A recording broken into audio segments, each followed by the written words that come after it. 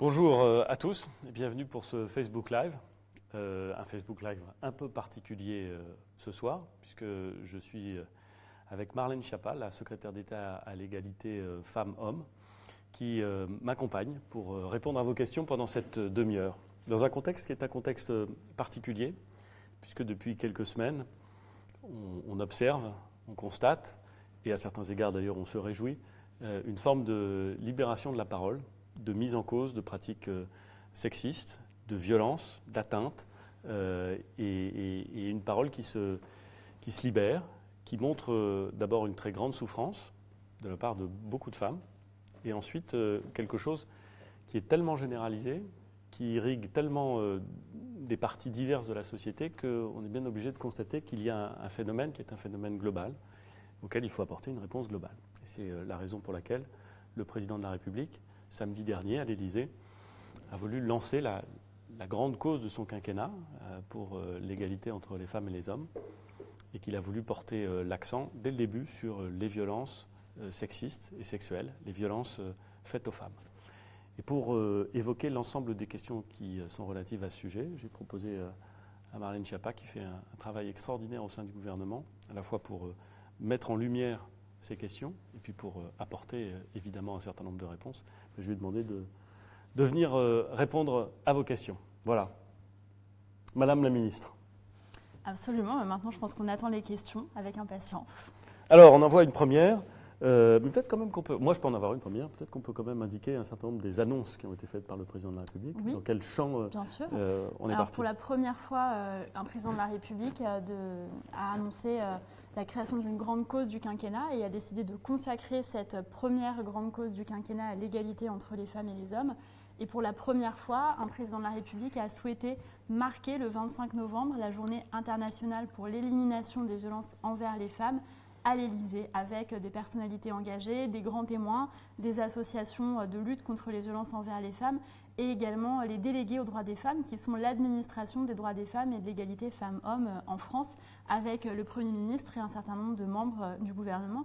Parmi les annonces qui ont été faites par le président de la République, il y a cette grande loi citoyenne contre les violences sexistes et sexuelles, avec la création d'un délit d'outrage sexiste qui soit verbalisable immédiatement, avec l'allongement des délais de prescription pour les crimes sur mineurs, avec également la création d'un âge en dessous duquel on considère qu'un enfant ne pourrait jamais être consentant à un rapport sexuel avec un adulte.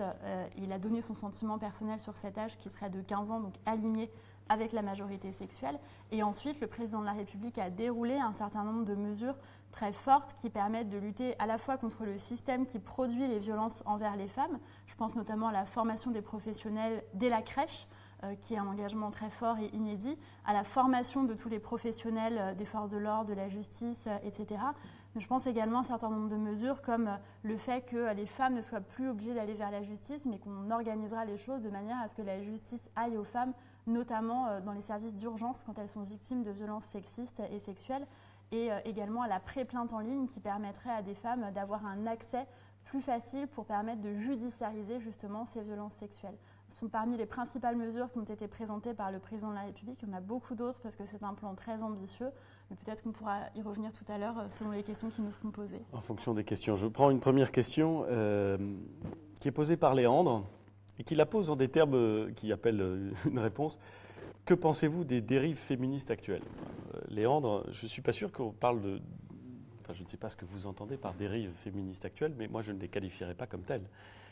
Ce qu'on observe, c'est bien une libération de la parole, c'est bien des comportements qui sont anciens, qui sont ancrés dans la société française, que peut-être certains considèrent comme normal ou pas scandaleux ou traditionnels, mais qui ne sont plus acceptables et qui ne sont plus acceptés et qui sont enfin dits, enfin révélés.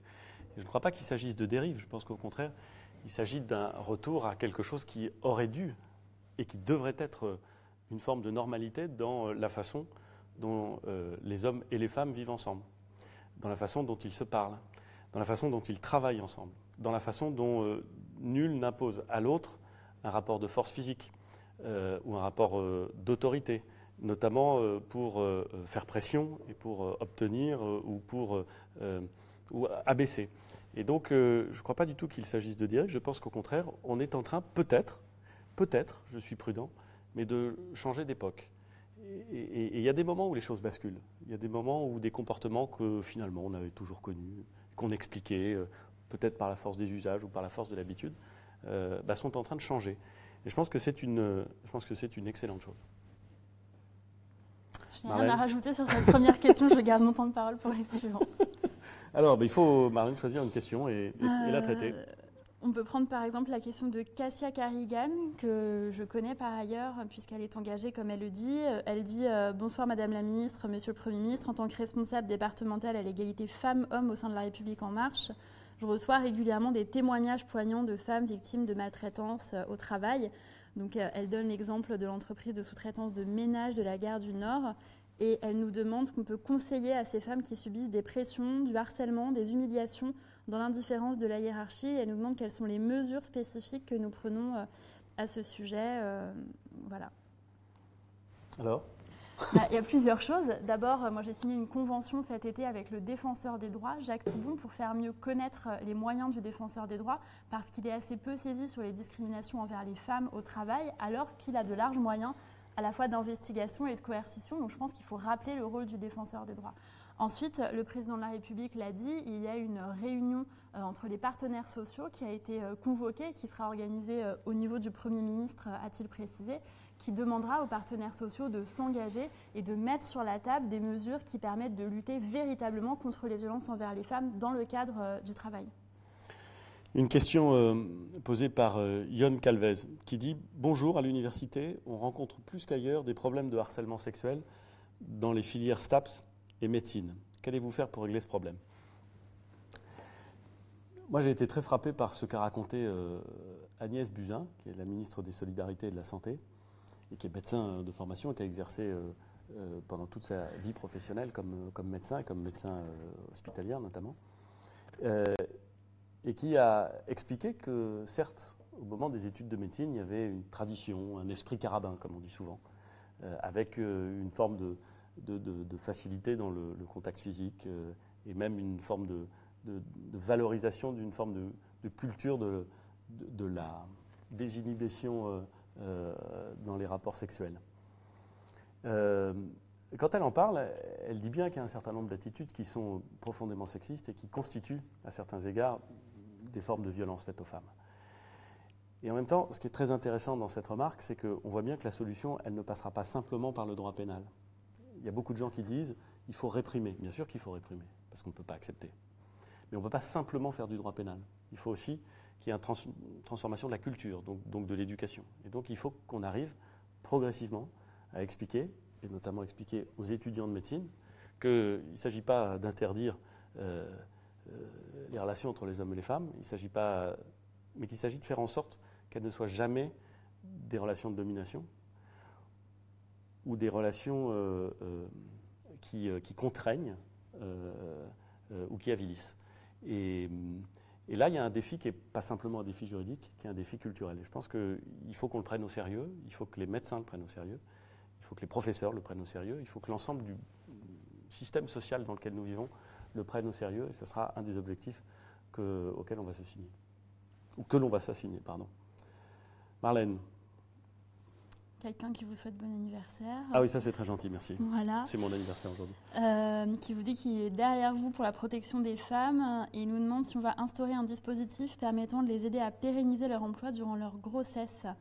Alors, c'est une très bonne question. J'ai envie de répondre que si cette question nous est posée, ça veut dire que la loi française n'est pas assez connue. Parce que des dispositifs qui permettent aux femmes de garder leur emploi pendant la grossesse, ils existent, ils sont dans le Code du travail et ils sont bien évidemment sanctuarisés. Il est interdit de licencier une femme pour faute ou pour un motif autre qu'économique quand elle est enceinte et après son retour au congé maternité. Mais cette question nous prouve que c'est assez peu connu et qu'on a un gros travail encore à mener pour faire connaître leurs droits aux femmes. Une question de Lionel Louis. Qui pose la question suivante. Croyez-vous que la violence n'est que du fait de la jante masculine ou qu'elle n'a pas de sexe et que ce ne sont que les moyens de la mettre en œuvre qui diffèrent? Pourquoi les directives en matière de violence conjugale n'évoquent-elles que les violences faites aux femmes? N'est-ce pas inégalitaire en termes de droits? Effectivement, c'est une très bonne question. D'abord, ce qu'on voit dans les chiffres qui sont publiés par le ministère de l'Intérieur année après année, c'est que les chiffres des féminicides, donc des femmes qui sont tuées par leur conjoint ou leur ex-conjoint, ne baisse pas. Il y a une stabilité qui est absolument glaçante.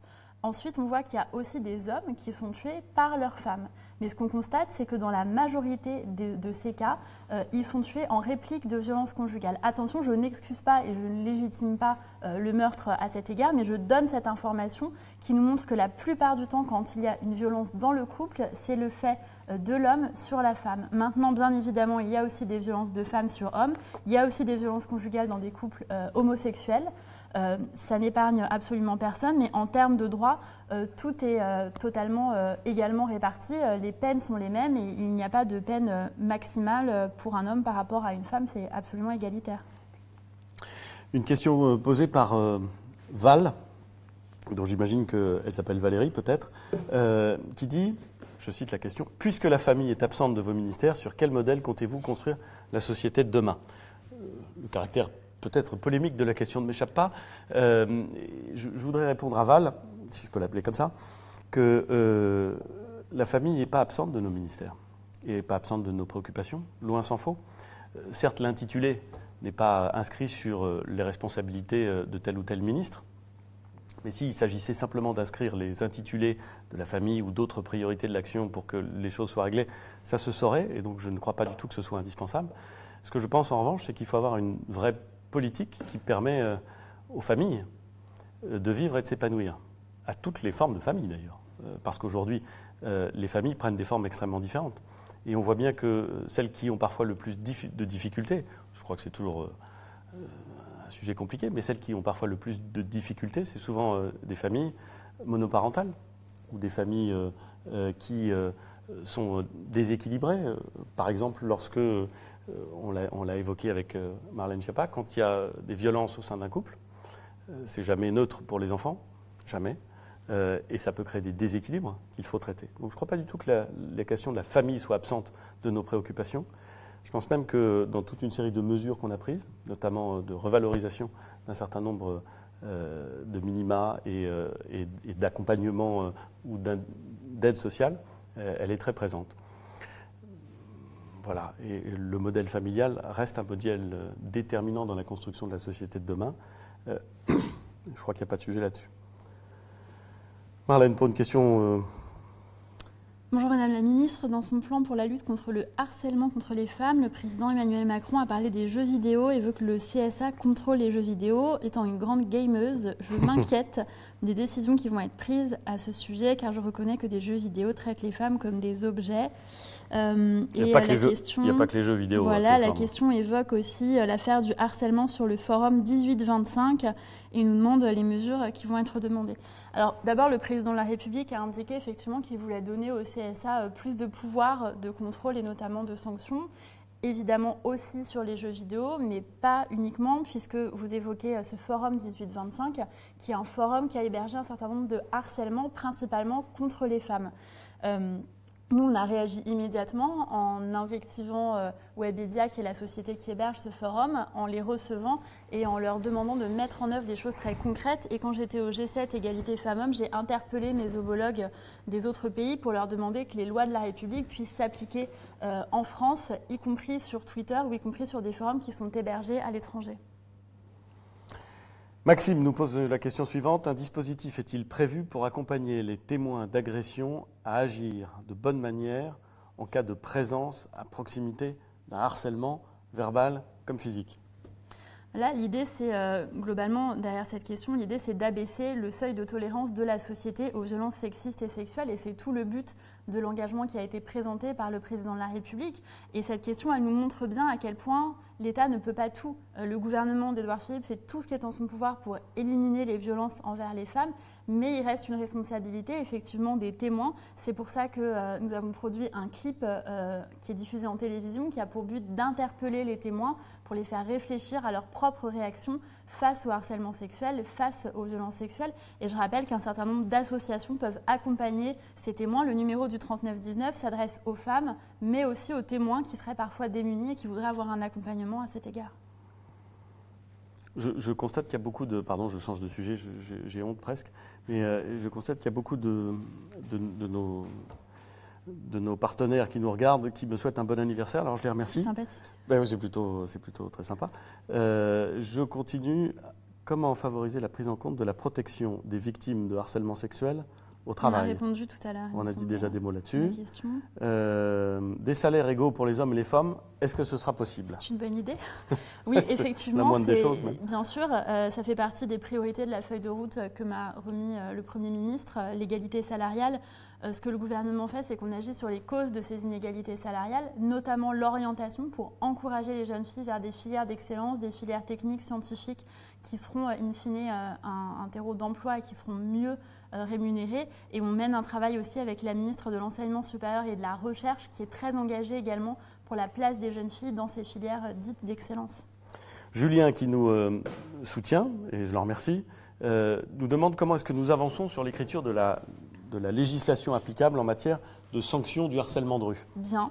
Il y a un groupe de 5 députés de plusieurs groupes politiques différents que j'ai installés en alliance avec le ministre de l'Intérieur et la ministre de la Justice. Et ce groupe de 5 députés mène des auditions et propose des rédactions pour cette grande loi contre les violences sexistes et sexuelles. Mais comme c'est une loi citoyenne, nous faisons un tour de France de l'égalité femmes-hommes que le Premier ministre a lancé début octobre, qui nous permet de mener des auditions et de recueillir les propositions de toutes citoyennes et de tous citoyens. Je vous invite donc bien évidemment à y participer aussi. Sylvie nous indique qu'elle est convaincue par l'énoncé de ce plan de mesures d'ampleur et ambitieux.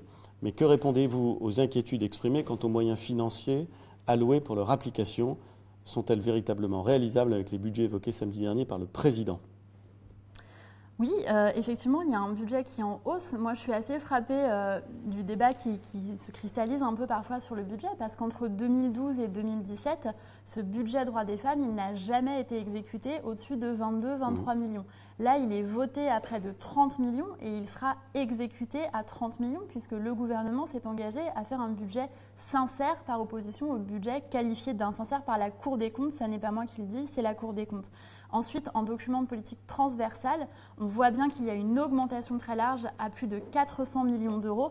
Je vous donnerai un seul exemple parce qu'après ce serait peut-être un peu très technique. Le téléphone grave danger, le téléphone d'alerte qu'on remet aux femmes pour leur permettre d'appuyer sur un bouton et d'alerter quand elles sont victimes de violences, notamment conjugales. Il est pris en charge désormais par le ministère de la Justice, ce qui dégage 900 000 euros. Et peut-être rappeler que toutes les subventions aux associations nationales qui luttent contre les violences sexistes et sexuelles ont été maintenues à 100%. Il n'y a pas eu du tout de baisse, pas d'1 euro, contrairement à ce qui a parfois été dit. Big Beautiful. Très bien. Je pense que c'est un. Attendez, où est-ce qu'elle est partie, Big Beautiful? Je pense que c'est un surnom. Nous dit qu'elle est très inquiète au sujet de la proposition de garde alternée en cours. Parce qu'elle indique que la justice a de fortes lacunes, selon elle, en matière de traitement des dossiers pour violences, y compris les violences sur enfants. Alors, Big Beautiful fait référence à une proposition de loi qui a été déposée et qui sera examinée à l'Assemblée nationale. Je dis bien d'une proposition de loi, c'est-à-dire que c'est un parlementaire qui propose à l'Assemblée d'évoquer une loi, ce n'est pas un projet du gouvernement. Et cette proposition de loi vise non pas véritablement à rendre obligatoire la garde alternée, mais à faire en sorte que la résidence des enfants soit, par principe, plutôt une résidence chez les deux parents. Qu'ensuite, les parents se mettent d'accord sur la façon dont ils organisent cette double résidence et cette éventuelle alternance, et à défaut de se mettre d'accord, que le juge se prononce. Et bien entendu, le juge ne se prononcerait que dans l'intérêt de l'enfant, c'est-à-dire dans l'hypothèse où il y aurait, et c'était la question posée par Big Beautiful, des cas de violence sur enfant, qu'évidemment le juge en prenne compte. Je ne sais pas ce que l'Assemblée nationale dira sur cette proposition de loi. Je crois me souvenir qu'elle sera examinée au début du mois de décembre, dans le cadre d'une ce qu'on appelle une niche, c'est-à-dire une période réservée aux initiatives prises par les parlementaires pour la discussion d'une proposition de loi.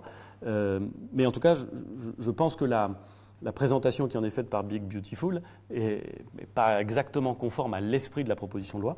Je sais, pour en avoir discuté avec un certain nombre de parlementaires, qui sont très partagés sur cette proposition, justement pour éviter des manœuvres de contournement qui consisteraient pour un certain nombre de pères à verser des pensions alimentaires un peu moindres que ceux auxquels ils devraient consentir, ou justement pour éviter les questions de violence. On a une question, il y a quelqu'un qui nous dit « Merci pour cet exercice. Alexandre, dans mon entreprise, quelles actions puis-je mener pour favoriser la sensibilisation à l'égalité femmes-hommes et la lutte contre les comportements sexistes ?» Peut-être d'abord merci de poser cette question parce qu'encore une fois, ça nous montre à quel point l'État peut donner une impulsion, mais à quel point chacune et chacun est aussi responsable de ce qui se passe dans son unité de vie. Dans les entreprises, il y a beaucoup de choses à mettre en œuvre. À l'Élysée, on a fait témoigner le directeur de Cdiscount, qui est une entreprise qui fait des formations contre le sexisme. Je pense également à tout ce qui peut être groupe de parole, atelier de parole ou protocole de prévention du harcèlement sexuel au travail. Je voudrais rappeler qu'il y a un cadre légal, qu'il y a des délégués du personnel, mais qu'en plus de ça, en complément de ça, chacun peut effectivement mettre en œuvre un certain nombre d'initiatives qui favorisent la dénonciation ou en tout cas la parole sur le harcèlement sexuel et ensuite, bien sûr, la judiciarisation, parce qu'il ne suffit pas de parler, l'idée c'est que la personne puisse être condamnée. Sofiane nous envoie un très court message nous disant que du blabla, pas d'action, expliquez-nous ce que vous allez vraiment faire. Alors il y a un replay peut-être disponible. Oui, c'est une façon de répondre. On est en train d'essayer d'expliquer ce qu'on veut faire. Et évidemment, dans la mesure où on l'explique, on est en train de le faire en parlant, je le confirme à Sofiane. Et donc, naturellement, ça n'est pas encore une loi. Quand on est dans une action politique, collective, démocratique, il faut d'abord expliquer ce qu'on veut faire. Une fois qu'on l'a expliqué, il faut le mettre en œuvre. Et c'est vrai que ça prend du temps. Et je peux comprendre l'idée que l'impatience puisse s'exprimer. Comme s'il s'agissait seulement d'exprimer une idée pour qu'elle se transforme en un dispositif applicable. Ça prend un peu de temps et on part de loin. Nous, notre objectif, c'est d'avancer vraiment, donc d'expliquer ce que nous voulons faire. Je pense que Marlène Schiappa est très claire sur ses objectifs et sur les mesures que nous allons mettre en œuvre, sur les budgets que nous sommes en train de confectionner, sur les droits que nous allons créer, sur les incriminations pénales qui vont exister, sur les mesures que nous allons inventer. Voilà, donc Sofiane, j'entends la remarque, mais c'est justement ce qu'on est en train de faire. Il y a une question qui me semble intéressante qui nous demande s'il existe une forme de partenariat européen au sujet de l'égalité femmes-hommes. Effectivement, il y a différents partenariats. J'évoquais tout à l'heure le G7 égalité femmes-hommes, donc là on est au-delà de l'Europe, mais qui permet d'échanger avec d'autres pays. On était également à Göteborg pour préparer le sommet social européen en Suède et pour échanger avec mes homologues et mettre à l'agenda de l'Europe cette question de l'égalité femmes-hommes. Et on a bien sûr largement partagé sur nos politiques publiques de lutte contre les violences. Et plus largement, j'étais également à la Commission européenne la semaine dernière, et plus largement avec Nathalie Loiseau, la ministre en charge des Affaires européennes, nous organisons en mars une grande rencontre avec tous mes homologues européens sur l'égalité femmes-hommes à Marseille, qui va permettre à chacun de venir avec une bonne pratique pour nous permettre d'avoir une harmonisation au-delà de la Convention d'Istanbul, qui nous permette de partager sur ce qu'on peut mettre en œuvre de manière efficace dans toute l'Europe pour l'égalité femmes-hommes. Clotilde pose une question à Madame la Ministre et à moi-même, parce qu'elle nous dit qu'elle ne comprend pas pourquoi nous avons rejeté les idées de projet refusant le masculin l'emporte sur le féminin à l'école et proposant une écriture inclusive ou un accord en fonction du nom le plus proche de l'adjectif. Alors, je sais que, chère Clotilde, que dès qu'on parle de la langue française, dès qu'on parle d'évolution de la langue française, c'est vrai quand on parle de l'orthographe, c'est vrai quand on parle de la grammaire, c'est vrai quand on parle de la langue française en général, on suscite en France des réactions d'une passion extrême. Et d'une certaine façon, tant mieux. Je pense que ça veut dire que les Français ont, avec leur langue, avec la façon dont on la parle et avec la façon dont on l'écrit, une relation qui est une relation passionnée. Alors évidemment, tout le monde n'est pas d'accord, tout le monde pense qu'il faut être extrêmement strict sur l'orthographe ou au contraire qu'il faut la faire évoluer, qu'il faut être extrêmement strict sur la grammaire ou au contraire la faire évoluer. Je vois très bien que derrière cette passion, il y a des oppositions très vives, mais d'une certaine façon, cette passion nous réunit parce que c'est une passion de la langue française pour la langue française. Pourquoi est-ce que moi, en tant que Premier ministre, j'ai voulu, connaissant ce débat sur l'écriture dite inclusive, j'ai voulu intervenir. J'ai voulu intervenir pour rappeler quelque chose qui me semble, au fond, de la plus grande évidence. Que le Premier ministre rappelle que dans les textes officiels, je n'interdis pas aux gens d'écrire le français comme ils veulent, je dis juste, dans les textes officiels, qu'il convenait d'écrire le français tel que les règles officielles du français s'appliquent, ça me semble normal, ça me semble légitime. C'est le contraire qui serait surprenant. Voilà. Donc moi, je veux que dans les textes officiels, on écrive un français qui est conforme aux règles convenues. C'est tout. Ensuite, je veux que dans les endroits où on apprend le français, je pense notamment, évidemment, à l'école, on s'accorde, c'est le cas de le dire, sur des règles qui sont les règles les plus communes possibles. Pourquoi? Parce que si chacun apprend le français avec des règles différentes, on est assez certain qu'à la fin, ça va mal partir et ça va mal arriver. Et donc, ce que je souhaite, c'est qu'à l'école, là encore, les jeunes enfants qui apprennent à écrire le français, qui apprennent la grammaire, qui apprennent l'orthographe et qui ont du mal, parce que c'est vrai que c'est une langue exigeante et que c'est vrai que c'est une langue difficile et qu'elle a à la fois des aspects incroyablement logiques et qu'elle a parfois des exceptions qui le semblent beaucoup moins, eh bien, tout cela, c'est suffisamment compliqué pour qu'on ne crée pas en plus des doutes sur les règles qui s'appliquent et sur la grammaire qui s'applique. Donc moi, voilà, ce que j'ai dit, c'est ça. Mais en disant cela, je n'interdis pas du tout le débat sur la langue française. Je n'interdis pas du tout aux gens d'écrire ailleurs que dans des textes officiels, avec des initiatives, une création de la langue qui soit propre à eux. Je n'ai pas voulu mettre un terme au débat, j'ai simplement voulu dire que ce débat, il n'avait pas lieu dans les textes officiels. Et j'assume cette position, parce que je pense que ce n'est pas la place des textes officiels de ces initiatives et de ce débat. Peut-être un jour ce sera le cas, mais est-ce que je peux me permettre de rajouter quelque chose, Monsieur le Premier ministre? Évidemment. Il me semble, sous votre contrôle, que dans cette circulaire, vous indiquiez aussi que vous étiez favorable à la féminisation des noms, notamment dans les nominations, les arrêtés à dire Madame l'ambassadrice et pas Madame l'ambassadeur, etc. Ce qui est déjà parfois très contesté. Je considère que là aussi, l'usage peut d'une certaine façon être reconnu. Moi, je suis frappé quand je me déplace, quand je travaillais. Il y a par exemple des maires, au sens élu, maire d'une commune, femmes, dont certains tiennent à être appelées Madame le maire, et dont d'autres, et pour d'autres, c'est Madame la maire. Il y a des ambassadeurs, ça m'arrive de me déplacer à l'étranger, dont certains préfèrent être appelés Madame l'ambassadeur et d'autres Madame l'ambassadrice. Bon. Et il y a des gens qui vous diront que l'ambassadrice, traditionnellement, c'est la femme de l'ambassadeur. Peut-être, mais enfin, bon. Je pense que le débat sur l'égalité entre les femmes et les hommes, même si je comprends l'importance des symboles et même si je comprends l'importance de la langue dans la représentation qu'on peut se faire des hommes et des femmes, je pense que la lutte, le combat, les efforts sont apportés ailleurs que sur ces sujets. Si une femme me dit qu'elle veut être appelée Madame l'ambassadrice parce qu'elle est ambassadeur de France, moi je l'appelle bien volontiers Madame l'ambassadrice. Ça ne me pose pas de problème. Donc la féminisation des titres, pourquoi pas? Bien entendu. En revanche, l'écriture avec ce qu'on appelle le point médian n'aura pas sa place, à mon avis, pendant quelque temps dans les textes officiels. Encore une fois, on peut toujours débattre de la question de savoir comment la langue parlée et écrite doit évoluer. Marlène. On a répondu à beaucoup de questions. Oui, on a répondu avec beaucoup de questions. Mesures pour éduquer les garçons à la non-violence, leur apprendre que les filles sont leurs égales et qu'ils n'ont aucun droit sur elles, parce que l'égalité ne se fera pas sans cela. C'est Julia Alvarez qui nous pose la question. C'est une très bonne question, encore une fois. Effectivement, l'éducation, je pense que c'est la clé, c'est le point de départ. C'est pour ça que le président de la République a indiqué que les professionnels de la crèche seront formés.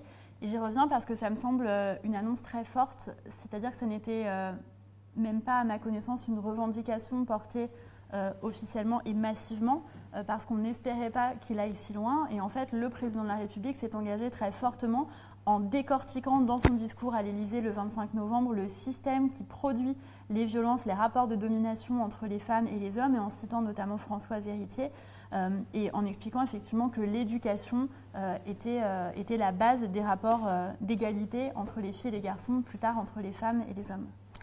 Marina nous pose une question à laquelle la ministre a déjà eu l'occasion de répondre au Sénat cet après-midi, mais elle est bonne parce que ça nous permet de rétablir peut-être une vérité, en tout cas de mettre en perspective un chiffre qui est souvent évoqué. Marina nous pose cette question. Vous allez donc dépasser le budget d'1 milliard d'euros décidé par les Espagnols? Alors, peut-être l'occasion de sortir un peu des totems et des choses qu'on se répète. Regardons, qu'est-ce qui s'est passé? En Espagne, les partis politiques ont déclaré entre eux qu'ils étaient d'accord pour dire que les violences envers les femmes, c'était un fléau. Jusque-là, on suit. Et qu'ils allaient dégager 1 milliard, les partis politiques, dans les 5 ans. 1 milliard en 5 ans, ça fait 200 millions par an. Ça veut dire la moitié de ce que met la France, puisque on vous disait tout à l'heure qu'on était à plus de 400 millions par an en politique transversale interministériel d'égalité entre les femmes et les hommes. Ça, c'est la première chose. Sur le montant, on n'est pas à 1 milliard vs 400 millions, on est à 1 milliard sur 5 ans, donc 200 millions, 400 millions. Donc là, la comparaison, elle est en faveur de la France très clairement. Deuxième chose, c'est un protocole d'engagement d'intention qui a été pris par les partis politiques. Il ne s'agit pas de crédits qui ont été votés et encore moins de crédits qui ont été engagés. Donc il me semble intéressant parfois de sortir aussi des totems qu'on me répète en boucle et de regarder la réalité des situations. La réalité, c'est que la France a une volonté politique qui se traduit par de l'investissement en argent. Julie pose une question amusante. Pouvez-vous, directement adressée à Marlène Schiappa, pouvez-vous vous exprimer au sujet de l'écriture inclusive? Êtes-vous d'accord avec M. Philippe? C'est le moment du clash. Je plaisante. Oui, je suis totalement d'accord avec le Premier ministre. Avant de nous en parler, au demeurant, on était sur la même position, c'est-à-dire que je suis opposée à l'enseignement du point médian à l'école. Je suis aussi opposée à ce que chaque professeur enseigne la grammaire qui lui passe par la tête. En tant que mère de 2 enfants, moi j'envoie mes enfants dans l'école de la République. J'ai envie qu'elles apprennent ce sur quoi elles vont être évaluées au moment des examens, du bac, etc. J'ai pas envie qu'elles apprennent quelque chose parce que l'enseignant, de bon droit peut-être parfois, avait envie de leur apprendre autre chose. Et en revanche, je suis très favorable à la féminisation des noms. Donc il me semble qu'on est à peu près sur la même ligne. Oui, ça ne me surprend pas du reste. Peut-être une dernière question, et ça m'intéresse que ce soit Marlène qui réponde en premier. C'est Monel qui nous dit « Je soutiens vos mesures pour l'égalité homme-femme ». Permet de faire observer qu'on dit plus souvent maintenant « Je soutiens vos mesures pour l'égalité femmes-hommes ». Enfin, je ne veux pas corriger un internaute, comme on dit. N'y a-t-il pas un risque de cantonnement de la drague aux réseaux sociaux? Peut-on toujours aborder, avec les meilleures intentions, de jolies jeunes femmes dans la rue? Alors vous pouvez aborder toutes les femmes dans la rue. En fait, l'idée, c'est pas d'interdire d'aborder des femmes. L'idée, c'est que la ligne de crête, c'est le consentement. Ça veut dire que si vous discutez avec quelqu'un et vous êtes en train d'être dans un rapport de séduction, c'est tout à fait autorisé. Et jamais l'État ne s'immiscera dans aucun rapport de séduction, ni dans aucun rapport consenti entre 2 adultes. Chacun fait ce qu'il veut, se parle comme il veut, vit sa relation amoureuse ou sexuelle comme il l'entend, absolument sans restriction à partir du moment où ça se passe entre adultes consentants. L'idée, c'est d'interdire le harcèlement de rue, qui est autre chose. Et moi, j'ai la conviction personnelle que les hommes en France et ailleurs savent séduire sans harceler et savent très bien qu'on ne les empêchera pas de discuter et de séduire des femmes, ni l'inverse au demeurant. Eh ben, je suis exactement sur la même ligne, là encore, que Marlène Schiappa, et je suis heureux que ce soit elle qui le dise, parce que, paradoxalement, c'est souvent plus facile pour une femme de le dire que pour un homme. Mais il faut qu'on soit très attaché à 2 exigences qui ne sont pas incompatibles et qui vont ensemble. C'est d'abord l'exigence de faire cesser le harcèlement, de faire cesser des relations de domination, de faire cesser tout ce qui est non consenti et qui est une violence, parfois symbolique, parfois verbale, et parfois bien au-delà de la violence verbale, une violence physique. Et ça n'est pas acceptable. Et dans le même temps, on doit faire prévaloir une conception de la civilité, des relations entre les êtres humains, que ce soit entre les hommes et les femmes, mais en vérité entre tous les êtres humains, c'est-à-dire quelque chose où on se parle librement, entre égaux, quel que soit le sexe, quelle que soit la couleur, quelles que soient les convictions, entre égaux, on se parle, on discute, on s'oppose parfois, on séduit, on est dans une société, on est dans une république, on est dans une démocratie entre égaux. Et cette égalité qui doit être préservée, et le harcèlement, c'est une remise en cause de cette égalité, elle est évidemment très importante. Voilà ce qu'on pouvait vous dire ce soir. Je voudrais vous remercier Marlène Schiappa d'avoir été présente ce soir. Et puis, en fonction des réactions, parce que je vois qu'il y a énormément de réactions et énormément de questions, peut-être qu'on aura l'occasion de poursuivre cet exercice. Avec plaisir. Merci beaucoup.